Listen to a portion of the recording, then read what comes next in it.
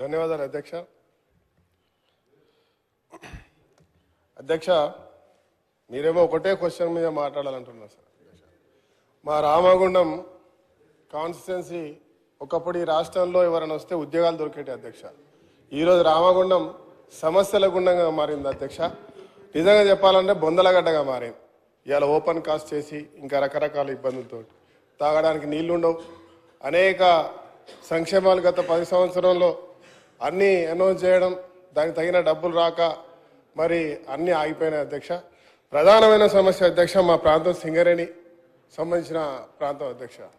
దాదాపు సింగరేణి పర్మనెంట్ కార్మికులు ఈరోజు 40,000 పైన ఉంటే వారికంటే ఎక్కువ పనిచేసేటువంటి కార్మికులు ఇలా కాంట్రాక్ట్ కార్మికులు ఉన్నారు అధ్యక్ష. ఇక్కడ మా ఇండస్ట్రీస్ మినిస్టర్ ఉన్నారు, తర్వాత మా ఎనర్జీ మినిస్టర్ గారు ఉన్నారు. కాబట్టి వారికి నేను అప్పీల్ చేస్తున్నా అధ్యక్ష. గత ప్రభుత్వం మరి అనేక మార్లు దాదాపు 2 నెలలు కంటిన్యూగా ధర్నాలు చేశారు అధ్యక్ష. మా దగ్గర కార్మికులందరూ వాళ్ళ బాధలు వర్ణాతీరం అధ్యక్ష. పొద్దున్న నుంచి సాయంత్రం వరకు పనిచేయాలి. కూలి పని నుంచి మొదలుపెట్టుకుంటే ఇలా బొగ్గు తీయడంలో కూడా వాళ్ళ ప్రధాన పాత్ర ఉంది అధ్యక్ష. బొగ్గు కానీ పర్మనెంట్ కార్మికుడికి ₹1,00,000 వస్తుంది అధ్యక్ష. 60,000 నుంచి మొదలవుతుంది. ఇక్కడ కాంట్రాక్ట్ కార్మికుడు పనిచేసేటువంటి వాడు 8,000, 10,000, అది కూడా పూర్తి స్థాయిలో ఉద్యోగం దొరకక కొన్నిసార్లు 6-7 వేలు కూడా వస్తలేదు అధ్యక్ష. వారికి ఏదైతే వారి యొక్క సుప్రీంకోర్టు డైరెక్షన్ ఉంది అధ్యక్ష, 22 జియో యాక్ట్ ప్రకారంగా అది ఇంప్లిమెంట్ చేస్తే అట్లీస్ట్ సింగరేణి వ్యవస్థను ఇలా పర్మనెంట్ కార్మికులతో సమానంగా నడిపిస్తున్నటువంటి వారికి న్యాయం చేసే విధంగా చేయాలి అధ్యక్ష. వారు చనిపోతారు అధ్యక్ష. మా ప్రాంతంలో ఒక యాక్సిడెంట్ జరిగితే 6 ముక్కలైనారు అధ్యక్ష. ముక్కలంటే వాళ్ళ కాలు చేతులు, వాళ్ళ తలకాయలు కూడా ఎవరెవరో గుర్తుపట్టలేని పరిస్థితి. ఇలా పర్మనెంట్ కార్మికుడు చనిపోతే ₹1 కోటి ఇస్తున్నాం అధ్యక్ష. కానీ వీళ్ళు చనిపోతే మాత్రం బేరసారాలు ఆడాల్సి వస్తుంది. కూరగాయలు ఉన్నట్టుగా ₹1, 1 లక్ష, 2 లక్షలు, 3 లక్షలు అనుకుంటూ ఆ 30-40 లక్షలకు సెటిల్ చేస్తారు అధ్యక్ష. అది కూడా తిరిగి వాళ్ళు విసికి వేజారిపోతారు. ఆ డబ్బులు ఇప్పటివరకు రావా అధ్యక్ష. నేను ప్రభుత్వాన్ని మీ ద్వారా కోరుతున్నా అధ్యక్ష, అట్లీస్ట్ సింగరేణి, ఎన్టీపీసీ, ఆ ప్రాంతంలో కేశారాంలో ఇవన్నీ కూడా సింగరేణి సంబంధించినటువంటి వారి యొక్క నిధుల్లో నుంచి వాళ్ళకు ఉద్యోగాలు ఇవ్వచ్చు అధ్యక్ష.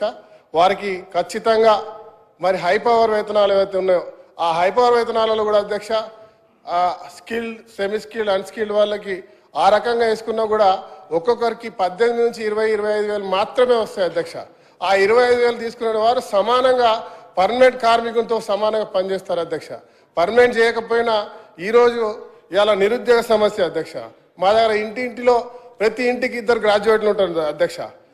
కూలీ నాలి చేసుకొని మా ప్రాంతంలో ప్రతి ఇంట్లో చదివిపించినటువంటి ఒక మంచి వ్యవస్థ ఉంది. మా ప్రాంతంలో దాదాపు ఈరోజు కూడా 30,000 మంది నిరుద్యోగులు ఉద్యోగాలు లేక ఇంజనీర్లు, ఎంబీఏలు చేసుకుంటూ ఇంజనీరింగ్ పనిచేసిన వాళ్ళు కూడా ట్రాక్టర్లు నడుపుతున్నారు, ఆటోలు నడుపుతున్నారు, సెక్యూరిటీ గార్డ్గా చేస్తున్నారు, కూలి పనికి పోతున్నారు అధ్యక్ష. మొన్న నేను వాడలోకి వెళ్తే ఒక అమ్మాయి వాళ్ళ నాన్నతో మేస్త్రి పని చేస్తుంది. మేస్త్రి పని అంటే తట్టలేపుతున్నారు. ఒక అమ్మాయి ఏమో ప్లాస్టింగ్ చేస్తుంది అధ్యక్ష. చాలా దారుణం అధ్యక్ష. ఆమెను అడిగిన ఏం చదివినామా అంటే నేను ఎంబీఏ అన్నాడు. వాళ్ళ కొడుకు మా తమ్ముడు ఇంజనీరింగ్ అన్నారు. మీరు ఎందుకు మరి ఈ పని చేస్తున్నా అంటే తెలంగాణ వచ్చింది, తెలంగాణ వస్తే మా కుటుంబాలు బాగుపడతాయి, బంగారు కుటుంబాలు అవుతాయి, అందరికీ ఉద్యోగాలు వస్తాయని ఆశించడం. కానీ అన్న మా బతికిదైపోయింది, మా నాన్నకు తినడానికి తిండి లేదు, మా నాన్నకు పెరాలసిస్ వచ్చింది. ఇవాళ ప్రతి 10 ఇండ్లకు ఒక ప్రాంతంలో ఇవాళ ఓపెన్ కాస్ట్ నాటి ఊర్లో చేయడం వల్ల ఈరోజు ప్రతి ఒక్క 10 ఇండ్లకు ఒక పెరాలసిస్ పేషెంట్ ఉన్నాడు. ఇవాళ మన కుటుంబాన్ని కాపాడాలంటే మేము ఈ పని చేయాల్సి వస్తుంది అని చెప్పి వాపోతున్నారు అధ్యక్ష.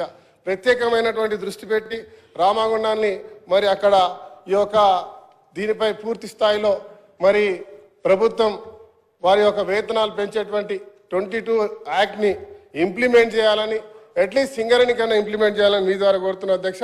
దాంతోపాటు ఇండస్ట్రీస్ మినిస్టర్ గారు ఇక్కడే ఉన్నారు, మరి ఎనర్జీ మినిస్టర్ గారు ఉన్నారు.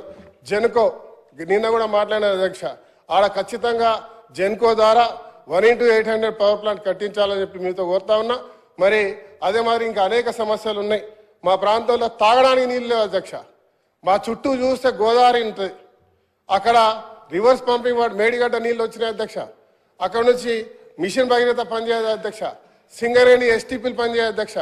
సింగరేణి కార్మికులు బాటిల్లో నీళ్లు పట్టుకొని మేము ఇక్కడ మా ప్రాణాలు పోయే విధంగా పనిచేస్తా ఉన్నాం, కానీ తాగడానికి నీళ్ళు అని చెప్పి అనేక ధర్నాలు చేశారు అధ్యక్ష. కానీ గత ప్రభుత్వం పూర్తి స్థాయిలో పట్టించుకోలే. మున్సిపాలిటీ సిబ్బంది ఉండదు, ఆ ప్రాంతాల్లో సిస్టమ్ ఉండదు, ఇప్పటివరకు కమిషనర్ లేడు, నిధులుండవు, ఏముండవు అధ్యక్ష.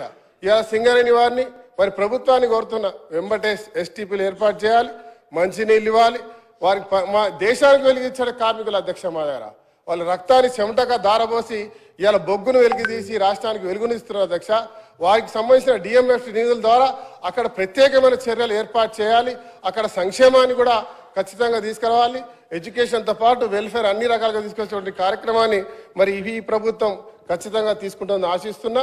దాంతోపాటు అధ్యక్ష చివరిగా ఒక్క నిమిషం అధ్యక్ష, నేను మా నాయకులు శ్రీధర్ బాబు గారు ఉన్నారు ఇక్కడ, వారికి పూర్తి దీనిపై అవగాహన ఉంది అధ్యక్ష. ప్రభుత్వాన్ని ఒక ప్రత్యేకంగా సింగరేణి ప్రాంతంలో ఉన్నటువంటి శాసనసభ్యులతో ఆ ప్రాంతానికి సంబంధించిన సమస్యల మీద ప్రత్యేకమైనటువంటి కార్యాచరణ తీసుకోవాలని కోరుతా ఉన్నాం. మరి గతంలో మరి ఎందుకు జరిగిందో తెలియదు, కానీ సింగరేణికి మా దగ్గర ఒక ప్రభుత్వ హాస్పిటల్ ఉంది అధ్యక్ష, దాన్ని మెడికల్ కాలేజీలో కన్వర్ట్ చేసినారు. దాన్ని దాదాపుగా 1000 పడకలు చేయాలంటే ఆలోచన. కానీ నిన్న కూడా మాట్లాడిన అధ్యక్ష, నేను ఇలా సింగరేణికి 500 కోట్ల రూపాయలు దానికి కేటాయించినారు అధ్యక్ష.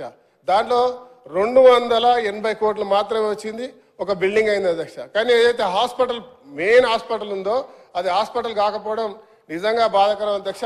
వెంబటి ప్రభుత్వాన్ని నేను వేడుకుంటా ఉన్నా, తతిమ నిధులు కూడా విడుదల చేసి ఆడ వెంబటే హాస్పిటల్ నిర్మాణం చేయాలని చెప్పి మీ ద్వారా కోరుతూ మరి అవకాశం ఇచ్చినందుకు ధన్యవాదాలు అధ్యక్ష.